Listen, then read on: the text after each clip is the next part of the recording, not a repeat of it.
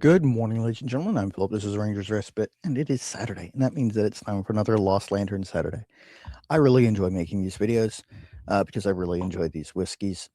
And this week we've got another Discovery Club bottling. This is the Discovery Club 2025 Cask D8 Painted Stave Pot Still Whiskey, which is really interesting, and I can't wait to get into it. But before I do, just really quick, if you like these videos, like support this channel and the Single Malt Frontier, which I co-host, you can do so by buying pens from my Etsy shop. There's a link in the description down below. Basically, I make these pens. They're turned from French oak barrel stave, which held cognac for 45 years before being used to finish a peated American single malt whiskey in the Pacific Northwest. If you know, you know. All that out of the way, let's talk a little bit about this. 5 years old, aged in an X-rye barrel, 30-gallon X-rye barrel, bottled at 67.4 proof. It is potent. Now, you may recognize pot still whiskey as being one of the major categories of Irish whiskey, which is true. And this is sort of taking inspiration from that and doing, creating a whiskey that that matches those specifications, or what would be those specifications in Ireland, except here in the United States. They're not the only ones doing it. There are a handful. Um, I think I've only had one, and I'm not sure it's the best example of it, but let's get into it.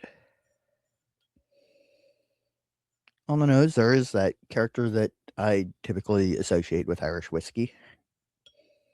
It's light, slightly sweet. Not a whole lot of oak influence. There's some grain shininess.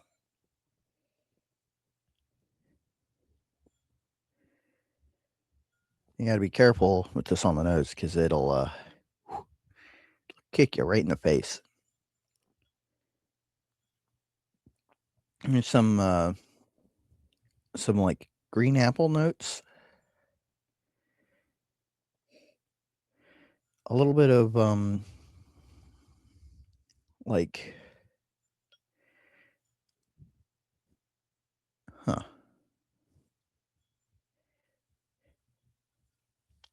like caramel apple, a little bit. It's a predominantly a bright green apple note, a little bit of vanilla,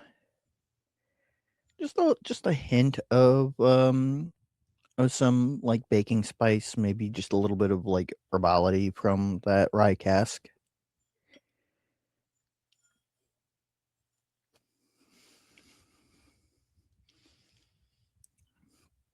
On the palate is a little bit aggressive, but you expect that for 67.4% alcohol by volume.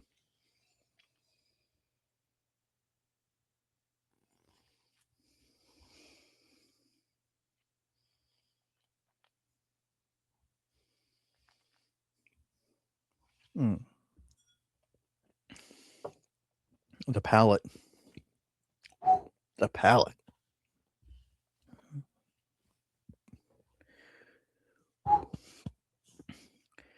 There's some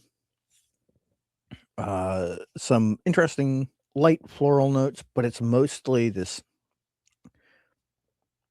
bright green apple, a little bit of caramel, a little bit of like confectioner sugar, and some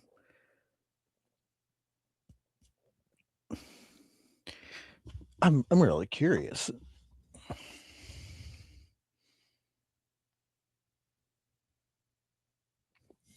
Okay, yeah. I was sitting here going, that's really cinnamony on the palate, and I can't explain why. It's like a spice blend that's like cinnamon and nutmeg and something else and like sugar cookie snickerdoodle. And it's not totally out of nowhere, but I was sitting here going, I don't know if that's a note that I should get off of something that is ostensibly trying to recreate the style of Irish whiskey, and it is a tasting note on the back of the bottle, so it's not out of nowhere. Um, it's It's nicely balanced though. There isn't any one note that really pops out at you. It's got some nice complexity to it. It's not a bomb in terms of flavor, but it's certainly got plenty of substance to it.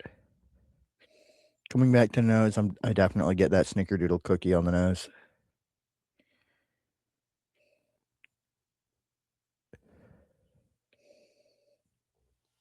Just a hint of green apple, a little bit more caramel on the nose now.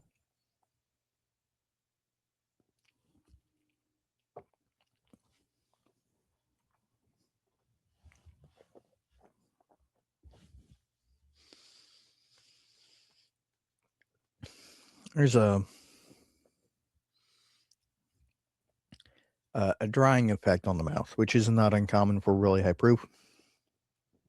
This, I think, is starting to get into the category of really high proof. The finish is interesting. It's sharply tapered, but long lasting. So you start off with like lots of this like buttery cinnamon, nutmeg, and a little bit of caramel. Tapers sharply down to caramel that just lingers forever. Interestingly enough, that green apple note that I get on the nose and just the tiniest hint of on the palate, totally absent from the finish. And that green apple note is something that I get very strongly on a lot of Irish whiskeys. But that may have more to do with the way they blend for profile than anything else, really. This is something that you may notice from the level on this, and I don't, that I don't drink a whole lot, and I don't drink very quickly. I've taken this to one D&D game, and I think one other person had a pour. But I've been enjoying it. It makes me kind of think a little bit,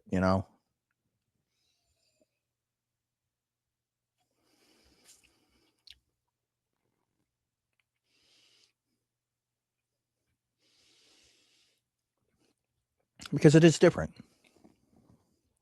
It's not really something that you expect from American whiskey, to be totally honest. And that can be a good thing. Just real quick, before I spin the wheel to see what we're reviewing next Saturday. If you want to support the channel, I have these. I have roller ball pens, also made from French oak ex-cognac cask barrel stave. Held the cognac for 45 years before being used to finish a peated American single malt whiskey in the Pacific Northwest. The master distiller of that distillery could not get her marketing team to okay me telling you what it is, but that's okay. Because if you know, you know. I also have a TeePublic shop where I've got designs that you can get on stickers, hats, shirts, etc. It's the new channel logo. I'm working on coming up with some other stuff, some fun designs, because why not? And I'm working on coming up with some designs for the Virginia Whiskey Tournament, the sale of which will help offset the cost of the Virginia Whiskey Tournament trophy. Those will start going on sale probably in April or May, depending on how happy I am with the designs and where I'm at with them in the next couple weeks, to be totally honest with you. Now, let's go ahead and see what I'm going to be looking at next Saturday. Gotta go there. And let's just scroll down a little bit. There we go. I don't know why I'm having this problem. I'm on a wired Ethernet. I mean, I know what the problem is. The problem is Verizon. Come on. Come on. There we go. Okay. Didn't get any of the cool animation. Oh, well, whatever. I'm going to stop using this system for the Discovery, or not Discovery, for the Lost Lantern Saturdays, because I've got to have it in two different tabs. And I'm already having trouble with Chrome. Chrome is a pig. Safari is honestly being worse in terms of actually running, as you can observe based on this video. But next week, I'm looking at the 2026 Cask D1, the Pine Bluffs, which I think is around here somewhere. Give me just a second.